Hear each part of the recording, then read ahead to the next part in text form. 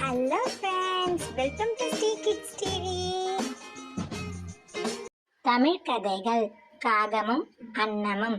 நீதி ஆணவம் அழிவை தரும். ஒரு அழகான கடற்கரையில 2 அன்னப்பறவைகள் நைந்துட்டு இருந்துதான். அந்த கடற்கரைக்கு ஒரு ஆணவம் கொண்ட கருப்பு காகம் பறந்து வந்துதான். அங்கிருந்து வந்து அன்னப்பறவையின் பக்கத்துல உட்கார்ந்த காகம் அன்னப்பறவைய அழைத்ததாம். அன்னப்பறவையே, நீதான் சிறந்த பறவைன்னு எல்லாம் சொல்றாங்களே, உண்மையாலுமே நீ ரொம்ப தூரம் பறப்பியா அப்படின்னு கேட்டுச்சான். அதுக்கு அன்னப்பறவை ஆமான்னு பதில் சொல்லிச்சான். உடனே காகம், என்னை விட நீ சிறப்பா பறப்பியா அப்படின்னு கேட்டுச்சான். அதுக்கு அன்னப்பறவை ஆமான்னு சொல்லிச்சான். அப்ப நமக்குள்ள ஒரு போட்டி வச்சுக்கலாம். என்ன நீ ஜெயிச்சிட்டனா நான் அப்போ நீ சிறந்த பறவைன்னு ஒத்துக்கிறேன் அப்படின்னு காகம் சொல்லிச்சான். அன்னமும் சரின்னு சொல்லிட்டு 2 பேரும் பறக்க ஆரம்பிச்சாங்களாம். உடனே காகம் வேக வேகமா பறந்துதான். அன்னப்பறவையும் மெதுவா பறந்து வந்துட்டு இருந்துதான்.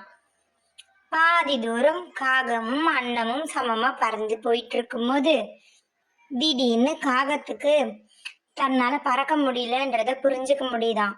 அப்ப சொல்லிச்சான், ஐயோயோ என்னால முடியல, எனக்கு மயக்கம் வர மாதிரி இருக்கு, நான் தண்ணிக்குள்ள விழுந்துருவேன் போலையே அப்படின்னு சொல்லிச்சான். அதை கேட்ட அன்னப்பறவை, ஒன்றும் கவலைப்படாத, நான் இருக்கல, நான் பார்த்துக்கிறேன், நீ வந்து என் மேல உட்காந்துக்கோ அப்படின்னு சொல்லிச்சான். அதை கேட்ட காகமும் அன்னப்பறவை மேல உட்காந்துக்குச்சான். இதுக்கப்புறம் போட்டி வேணான்னு முடிவு பண்ண பறவைங்க 2ம் மறுபடியும் கரை பக்கமா திரும்பி பறக்க ஆரம்பிச்சு வந்தாங்களாம்.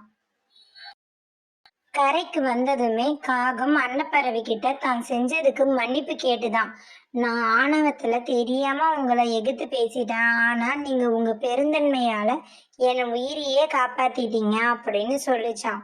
அதை கேட்ட அன்னம், ஆமாப்பா, நீ ரொம்ப ஆணவத்துல இருந்துட்ட, ஆணவம் வந்து அழிவைதான் கொடுக்கும், இப்ப நான் உதவாம இருந்திருந்தா உனக்கு என்ன ஆயிருக்கும் நீயே நினைச்சு பாரு, என்கிட்டன்னு இல்லை மற்ற யாருக்கிட்டமே இனிமேல் ஆணவமா நடந்துக்காதன்னு அறிவுரை கூறியதாம்.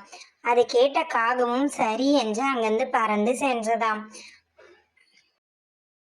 இந்த கதையில இருந்து நம்ம என்ன தெரிஞ்சுக்கிறோம்னா, ஆணவம் கொண்ட காகம் அன்னப்பறவை கிட்ட போட்டிக்கு போச்சு.